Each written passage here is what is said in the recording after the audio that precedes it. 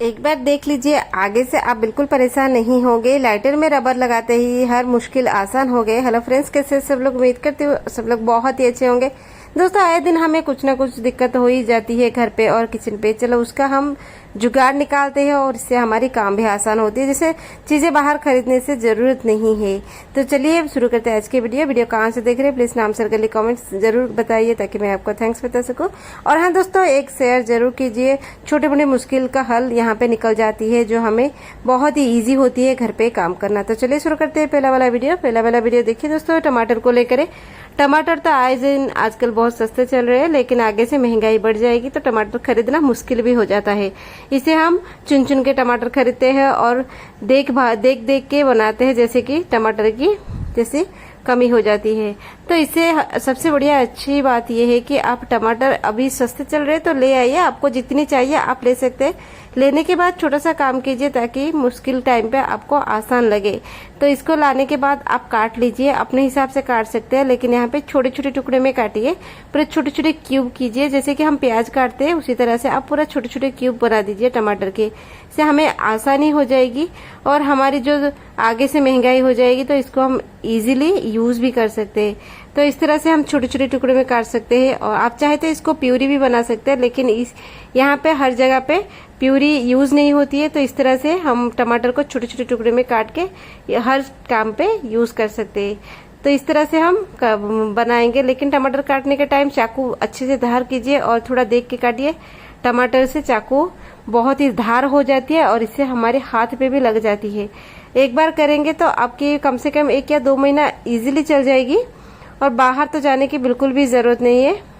धीरे धीरे करके मैं बहुत सारा टमाटर यहाँ पे काट ली। आप अपनी थोड़े टाइम निकाल के, जैसे कि दोपहर के टाइम फ्री होती है उसी टाइम पे आप बैठ के ये काम 10-15 मिनट में हो जाएगी, तो आप कर लीजिए। इस तरह से टमाटर को काट के चुन चुन के छोटे छोटे पीसेस के कर लीजिए, लेकिन इसको चॉपर में डाल के बिल्कुल चॉप में कीजिए ताकि इसका पानी निकल आए। बस इतना ही काम है। मैं यहाँ पे इतनी बना के आपको दिखा देती हूँ। तो यहाँ पे ले लेते हैं हमारे एक फ्रिज से आइस ट्रे, जो हमारे आजकल हम आइस बहुत ही ट्रे यूज करते हैं। सिलिकॉन की ट्रे है, आपके पास जो भी जुगाड़ है आप बना सकते हैं। इसमें थोड़ा ठूस ठूस के भरिए। जो ट्रे छोटे छोटे होते हैं आइस क्यूब्स के लिए, जो जितने क्यूब होते हैं उतने ही स्पेस होती है। तो आप इस छोटे छोटे टमाटर को इसके अंदर पूरा ठूस ठूस के भरिए ताकि ज्यादा मात्रा में इसके अंदर चले जाए। और पूरे ट्रे को भर्ती करने के बाद आप क्या कीजिए, इसको सिंपली ले लीजिए, आपके फ्रीजर में रख लीजिए।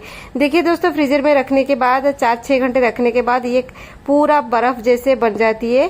तो देखिए, इसको मैं ले लूंगी अपनी फ्रीजर में रख लूंगी और रखने के बाद 4-5 घंटे के बाद आपको दिखाऊंगी ये अच्छे से क्यूब होके बर्फ जैसे पूरे सेट होके रह जाती है। तो इसको सिंपली आप निकाल लीजिए। देखिए इस तरह से जितने आपके सिलिकॉन के है, प्लास्टिक के जो भी क्यूब आइस ट्रे है उसमें रख लीजिए और इसको निकाल लीजिए 5-6 घंटे के बाद। लेकिन एक काम कीजिए, इसको निकालने के बाद ऐसे ही खुले में ना रखिए। निकालने के बाद एक जिपर लॉक बैग ले लीजिए, नहीं तो कोई भी प्लास्टिक की कंटेनर ले लीजिए। सबसे अच्छा जिपर लॉक बैग होती है क्योंकि इसमें ज्यादा स्पेसियस होती है और फ्रीजर में रखने का इजी होता है। तो इसको भर के रख लीजिए। और जब भी आप देखिए, जब भी टमाटर ज्यादा महंगा होता है तो हम यूज नहीं कर पाते, ज्यादा खरीद के ले नहीं पाते, तो इसको उस टाइम पे यूज करेंगे, कुछ नहीं होगा, सालों तक चल जाएगी। तो चलिए नेक्स्ट आइडिया बढ़ते हैं। यहाँ पे नेक्स्ट आइडिया यहाँ पे आटे को लेकर है। रोटी बनाना, पराठा बनाना हमारे खाने का एक बहुत ही बड़ा हिस्सा होता है। तो जब भी हम क्या करते हैं ना, ऐसे करते करते रोटी या पराठा हम अपने हिसाब से खाना, जैसे कि ब्रेकफास्ट में हो, लंच में हो, डिनर में हो, हम बनाते हैं। बहुत सारे दिक्कत ये होती है कि जब भी हम रोटी बनाते हैं, एक तो आपको आटे की डो अच्छे से लगानी है और जब भी आप रोटी का डो लगाते हैं थोड़ा सॉफ्ट होनी चाहिए और पराठे की डो थोड़ा सा हार्ड होनी चाहिए, जैसे पूरा हार्ड नहीं, थोड़ा सा। तो जब भी हम देखिए कुछ भी स्टफिंग वाले बनाते तो इससे क्या दिक्कत होती है, बहुत सारे लोग जैसे स्टफिंग वाले पराठे बनाते हैं, उससे में ज्यादा स्टफिंग जा नहीं पाते हैं, पराठा फट जाती है और इसमें से जो हम स्टफिंग डालते हैं वो निकल आती है। से स्टफिंग की डो हम जो करते हैं ना वो अच्छे से सेट नहीं होता है। तो आपका ये बहुत ही इजी तरीका है। अच्छा बड़ा वाला गोला लीजिए, जितने आपको पराठे में रोटी डो चाहिए, तो इसको इस तरह से गोल कर लीजिए और बीच के हिस्से को इस तरह से ऊपर उठने दीजिए। देखिए इस तरह से आटा मैंने उठने दे दिया और इसके बाद आपको जो स्टफिंग इसमें डालनी है, जैसे कि पराठा का हम बड़े वाले तो लोई ले लेते हैं, लेकिन इसमें इसके अंदर ना ज्यादा हम स्टफिंग भर नहीं पाते, मन दुखी होता है कि ज्यादा स्टफिंग भर नहीं पाए। अगर इस तरह से आप लोई लेके इस तरह से बनाएंगे और बीच में एक मंदिर जैसे बना लेंगे तो इसके अंदर आप ज्यादा से ज्यादा स्टफिंग भर सकते हैं। जैसे कि आपके बहुत सारे स्टफिंग वाले पराठे हमें जो खाना होता है, ज्यादा स्टफिंग बहुत सारे लोगों को पसंद होते हैं, लेकिन यहाँ पे हो नहीं पाता है, तो हम क्या करते हैं ना, यहाँ पे पराठे के अंदर ज्यादा स्टफिंग डाल नहीं पाते, इससे कि आप जितनी स्टफिंग चाहे इसके अंदर डाल सकते हैं और इसको इस तरह से ऊपर उठा के अच्छे से गोल बना लीजिए। और अक्सर क्या होता है ना, स्टफिंग वाले पराठे के अंदर हम स्टफिंग डालते हैं, फिर पराठे को इस तरह से गोल करके ऊपर से ज्यादा लोई खींच लेते हैं, ज्यादा आटा हम निकाल देते हैं, इस तरह से मोड़ के निकाल देते हैं। उस आटे को भी निकालने की कोई जरूरत नहीं है। यानी कि हमें ये हुई कि जितना हम ज्यादा भर के स्टफिंग डाल सकते हैं और कम लोई में भी हमारी बहुत ही ज्यादा स्टफिंग इसके अंदर जा सकती है, पराठे की टेस्ट दुगना होता है। एक बार आप जरूर ट्राई कीजिए। इसको डालने के बाद इसके अंदर फ्लैट करके हाथ में थोड़ी आप इसको चपटा कर लीजिए, फिर जाके बेलन या चकला लगा ले, नहीं तो ये जल्दी स्प्रेड नहीं होता है। तो इस तरह से चारों तरफ स्प्रेड हो जाएगी, पराठे आपके फटेगी नहीं। सबसे बड़ी बात, पराठा फट जाती है किनारों से और जो स्टफिंग निकल आती है, और बनाने के टाइम, इसको सेकने के टाइम तो और ज्यादा भी निकल आती है। इससे कोई भी दिक्कत नहीं होगी। आपको मैं आपके सामने बना के दिखाती हूँ। देखिए, इस तरह से पराठा मोटा हुआ, ज्यादा स्टफिंग इसके अंदर आई, और देखिए एक भी यहाँ पे किनारा फटा नहीं, थोड़ा सा भी यहाँ पे स्टफिंग बाहर निकला भी नहीं। और इसको हम तवे पे डाल के भी देखते हैं। देखिए, तवे में डालने के बाद ये फटेगी नहीं और पूरे बैलून की जैसी फूलेगी। देखिए, तो दोनों तरफ से हम इधर उधर करके उसको अलट पलट कर लेते हैं और पूरे आपकी अच्छे से अंदर पक जाएगी और पूरा बलून जैसे फूल जाएगी, यानी कि पराठा खाने का मन ही भर जाएगा। इतनी सुंदर पराठा बनती है। तो देखिए, आप आगे से आप इस तरह से एक बार ट्राई कीजिए, आपकी ज्यादा स्टफिंग भरेगी और आटा भी नहीं निकलेगी, पराठा फटेगी नहीं, कुछ भी नहीं होगा, और स्टफिंग वाले पराठे आप इजीली बना सकते हैं। है ना दोस्तों, कितना यूजफुल आइडिया है। छोटी सी ट्रिक्स लगाएंगे तो आपकी जो काम है जल्दी बन जाती है और खराब नहीं होती है। आई होप छोटा सा टिप्स और ट्रिक्स आपको पसंद आए। तो चलिए बढ़ते हैं नेक्स्ट आइडिया पर। चार्जर को लेकर दोस्तों, फोन आजकल घर पे जितने फोन होते हैं उसने उतने ही चार्जर होते हैं। तो चार्जर जब भी हम लेते हैं, थोड़े ज्यादा पुराने होती है, हमारे फोन पुराने होते हैं, उसके साथ चार्जर भी पुराने होते हैं, इसी जगह से चार्जर हमारी टूट जाती है। टूटने के साथ क्या होती है ना, चार्जर उसी जगह से टूट के सारे वो जो ऊपर का हिस्सा निकल आती है और चार्जर यहीं से खराब होती है, जैसे कि हमें दोबारा लेना पड़ता है। लेकिन दोबारा हमें ओरिजिनल चार्जर बिल्कुल मिलेगी नहीं, डुप्लीकेट वाला मिलेगा, बार बार खराब भी होगी। तो हमारी जो ओरिजिनल चार्जर है, आप इसको इस तरह से सेफली रख सकते हैं। चार्जर जब भी नया लाए, आप क्या कीजिए, इसके ऊपर मोटा वाला सेलो टेप डाल दीजिए, एक कोटिंग डाल दीजिए इसके ऊपर, दोनों हिस्सों से। एक देखिए इस तरह से इस साइड पे और उस साइड, दूसरी साइड आप मोटा मोटा एक सेलो टेप अच्छे से डाल दीजिए, जो भी आपके पास है, ट्रांसपेरेंट हो और दूसरे रंग की हो, बच्चों की जो सेलो टेप होते हैं कलर वाले वो है, जो भी है इसके ऊपर एक इसको सपोर्ट दे दीजिए, नहीं तो जल्दी चार्जर हमारी खराब हो जाती है।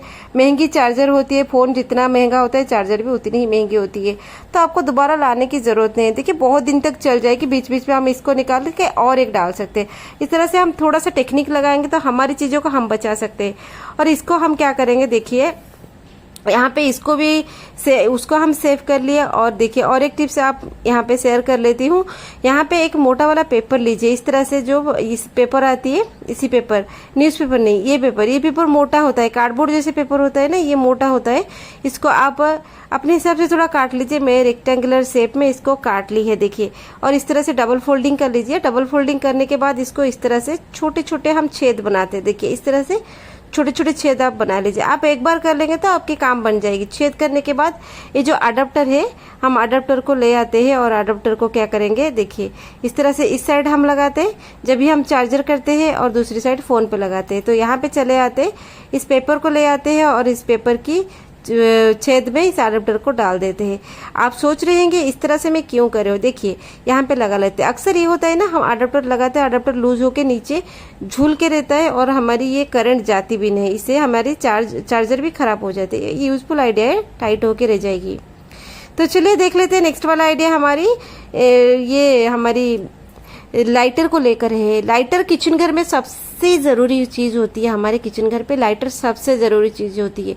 तो हमारी क्या होते हैं ना, डेली हम 50 बार तो लाइटर को ही पकड़ते हैं। जब भी खाना बनाने के लिए जाते हैं, किचन में जाते हैं तो पहले लाइटर पकड़ते हैं, कुछ ना कुछ तो बनाना होता है तो पहले डेली हम 50 बार लाइटर को पकड़ेंगे तो लाइटर गंदा होगा ही होगा, ये कोई बड़ी बात नहीं है। लेकिन ये लाइटर अगर गंदा होता है तो आपको बीच बीच में साफ करनी चाहिए, क्योंकि ये लाइटर जल्दी खराब भी होती है।